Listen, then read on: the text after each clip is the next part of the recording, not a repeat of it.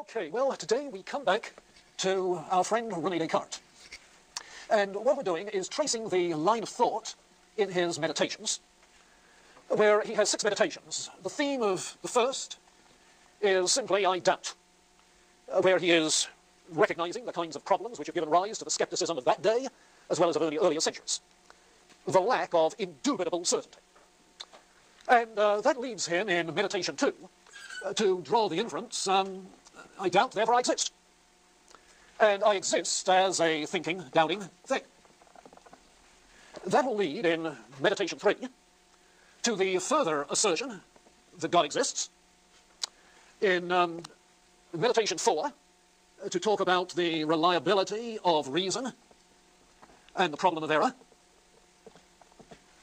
Human reason becomes reliable because it's the exercise of God-made faculties. God doesn't deceive. But that leaves us with the problem of how you account for error. It's like the problem of evil in relationship to good. Okay? Then in meditation 5, he speaks more about the existence of God, but his overall concern is with necessary truth regarding material things, material bodies. And then in meditation 6, certain contingent truths about material existence. So that's the lay of the land. And there's a continuity of thought, as you would expect in the light of what we were saying last time, that his method is that of a deductive system. So what he's trying to do is to establish initial axioms, and then by means of a series of proofs, to draw one conclusion after another. So you have an extended chain of reasoning which runs in linear fashion all the way through the meditations. This is not a series of independent topics. It's a logically deduced system of thought. Okay? Now, last time, of course, we were talking around what he did in first meditation. And our concern today, initially, is with meditation 2, then with 3, perhaps 4. And it's in meditation 2 that he pulls, as you can see, that famous thing which is so often quoted, I think, therefore I exist. And people have tried to parody that ever since by substituting something for thinking. I feel, therefore I exist. I heard somebody parody it in the attitude of Jean-Paul Sartre, whose autobiographical piece was entitled Nausea. I vomit, therefore I exist. And after all, as I commented last time, if ever you've been seasick, you don't doubt your existence. You'd like to, but you don't. But in any case, for Descartes, it's I think or I doubt, therefore I exist. That is to say, the initial axiom is right there, in the first meditation. So the very exercise of clearing away the underbrush of things that can be doubted established the intuitively obvious fact that I doubt. And if you doubt that, then obviously you doubt. It's sort of almost a necessary truth. To question it is asserting it. To deny it is impossible. So a necessary truth there. But as he reflects on that premise, he notes that doubting is just one form of thinking. And so what he's doing is saying, I think, therefore I exist. So instead of dubito, it's now cogito, ergo sum. I think, therefore I exist. But the significant thing for the moment is the scope of what he includes within the cogito, within the simple statement, I think. It includes doubting, perceiving, imagining, affirming and denying, in fact, any kind of conscious state and conscious activity, activity of the consciousness. If you have the impression, as I run across people who do all the time, that when he says, I think, therefore I exist, he's talking of cold intellectual activity, you just haven't read closely enough. Because he's including conscious feelings, acts of the will, like affirming and denying. You see. So he's not thinking of intellect as separate from emotion, intellect as separate from will. To say, I think, therefore I exist, is like saying I'm conscious, therefore I exist. One other observation, that among the things which he includes within thinking are both contents of consciousness and acts of consciousness. With the distinction, it becomes important. A content of consciousness is what he normally calls an idea or an image, perhaps a concept or a notion. It's what you're thinking. Sometimes he calls it the object of thought, where the objects of thought are in the consciousness, ideas and so forth. But it includes as well acts of consciousness, the act of thinking. And of course you're conscious of thinking when you pause to reflect. The act of affirming, the act of denying, the act of doubting, the act of wishing, the act of hoping. You see? So that when he says, I think, therefore I exist, he's not saying I have ideas and there must be something having ideas, or there must be some repository for ideas, namely in a mind. No, he's not just saying that. He's saying there must be an agent that acts in various conscious ways. An agent of thought, an agent that wills, an agent that hopes, an agent that doubts. Because what we're aware of in self-consciousness is of activities, not just the contents, the objects of consciousness, the ideas. And as we'll see, that distinction becomes pretty crucial in response to some of his later critics. But this, I doubt, I think, described in this extended way, all of it is intuitive. That is to say, it's not something which is inferred, known indirectly via some proof or some other step. It's known directly by introspective awareness in self-consciousness, quite independently of any sense perceptions or awareness of external things. Introspectively, looking within, I become aware of this, whether or not I'm in touch with anything in an external world. It's not mediated through sense perception. It's not mediated through our own bodily awarenesses. These are simply mental awarenesses. You see? Mental awarenesses. He doesn't prove, he thinks he cannot prove that he even has a body until meditation sits. Because he has no way of proving the existence of any material things, logically, until that point. Having begun where he began with complete skepticism. Complete doubt. You see? So he's talking of consciousness, not of material qualities, physical properties, but of mental qualities, mental properties. Okay? Unrelated to the physical senses. That's the point, I think, of his illustration about the wax. And if you don't sparkle in your eyes in recognition, it's only because you haven't read it. But he talks about a cake of wax, the physical properties of which change when it's heated. Yeah, it melts, becomes soft, that's liquid. It changes colour, changes shape, so on and so forth. So that the physical properties are transient and relative. Yet for all of the changeableness of the physical properties of a piece of wax, the idea of wax as wax is a mental concept. You see?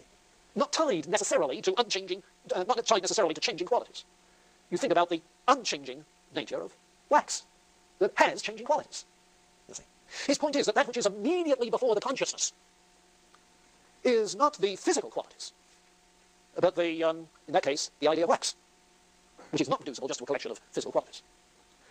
So that in talking this way about the consciousness, what he's doing is acknowledging that he's going to be working with a representational theory of knowledge, so that, as it turns out, the mind is aware of its ideas and its mental acts, okay, mental ideas and acts, which represent to it external bodies and other external realities. So that our ideas, our mental states, are representations of something, you see, immediate representations. We have a direct awareness of these, intuition, direct awareness. We have an indirect awareness of these, that is to say, their existence has to be inferred. You're not directly aware of physical bodies. For that matter, you're not directly aware of anything external to the consciousness, whether it be physical bodies, or other minds, or God. You see? What we're directly aware of is our own consciousness. Yeah. So that if we want to know about the existence of God, we have to prove it from our own consciousness. That is to say, it has to be an a priori proof. A proof based not on empirical evidence, but on the content of one's own consciousness. That's what he does in Meditation 3. And if you want to prove the existence of other minds, if you want to know about the existence of other minds, you have to prove it. If you want to know about the existence of bodies, you have to prove it. Now, William Temple, who was an Oxford philosopher back in the first part of this century, became Archbishop of Canterbury, in a book of his called Nature, Man and God, which suggests a pretty inclusive sort of coverage, not just to talk about, but in a book of his called Nature, Man and God, he has a chapter called Descartes' Faux Pas. Descartes' Faux Pas. You see, a faux pas is a false step, a mistaken step. Descartes' faux pas was precisely this. The claim that all we are directly aware of is the content of our own consciousness. Because this established the entire problem which modern philosophy had to overcome. And we've been trying to overcome Descartes' problem ever since. Yeah, the history of modern epistemology begins here. Begins here in the sense that Descartes is saying to us, you've got to prove that you've got a body, that there's an external world, you've got to prove that other minds exist, you've got to prove the existence of God. We have no other way of knowing it apart from inference. And that becomes difficult. Oh, we're familiar enough with attempts to argue the existence of God. I mean, in a Christian tradition, we're aware of that, but not necessarily aware of the distinctive kind of job it is, granted Descartes' starting point. But what about proving the existence of other minds? Did you ever worry whether I really had one? You see? But hey, how would you do it? How would you do it? You don't have some kind of telepathy which gives immediate insight into my consciousness. You see? So it turns out for Descartes that you can't prove the existence of another mind until you prove the existence of another body. And then, because of the analogies between your bodily behaviour and my bodily behaviour, and knowing the inner relationship that there is between your bodily behaviour and your mind, you're able to infer by an analogical argument, arguing by way of analogy, that there must be an analogous relationship between my body and my mind that there is between your body and your mind. And since you know it in your case, you can infer it in my case. You see? But apart from that analogical inference, you have no way of knowing that I have a mind, according to Descartes.